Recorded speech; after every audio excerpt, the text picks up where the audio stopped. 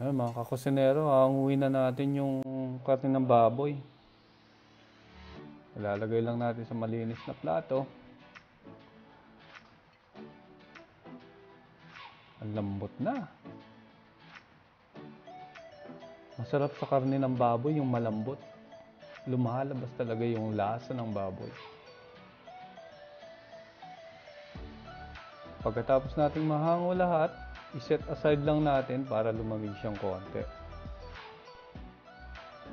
Ayun, malamig na siya mga kakusinero. So, pwede na natin siyang prituhin. So, kunin lang natin yung ating kawali. Maglagay lang tayo ng mantika. So, yung dami ng mantika, mas maganda yung medyo nakalubog yung ating karne kahit kalahati lang ang parte. Para masarap yung kanyang pagkaluto. So, dahan-dahan lang dito mga kakusinero kasi medyo pagbaboy kasi yung piniprito, tumatalsik yung mantika. So, be ready lang. Baka matalsikan kayo ng mantika. So, mas maganda siguro kung bago nyo ilagay yung ating karne, hinaan nyo muna yung apoy para hindi siya masyadong magtalsik. Ayan. Mukhang luto na yung isang side ng ating karne ng baboy. So, pwede na natin siyang ibaliktad. Dahan-dahan lang sa pagbaligtad mga kakusinero baka matalsikan kayo ng mantika. Tandaan nyo, safety first. Ayan, ganda-ganda ng pagkaluto, pagkaprito. Siguradong malutong ang ating sisig ngayon mga kakusinero. So ituloy lang natin yung pagprito dun sa kabilang side ng ating karne ng baboy hanggang sa maluto siya. Mabilis na itong maluto mga kakusinero. Kabilang side na lang. So takpan lang natin siya ulit para hindi tumalsik yung mantika. Ayan, luto na. Pwede na itong hanguin mga kakusinero. Hanguin na natin siya para ma-prepare na natin yung ating sisig. Crispy sisig. Ayan, tamang-tama ang pagkaprito. Sigurado malutong to.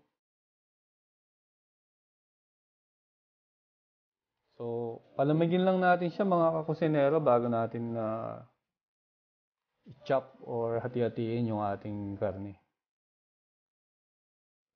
Ayan, ang lutong mga kakusinero. Napakasarap ng sisig na to.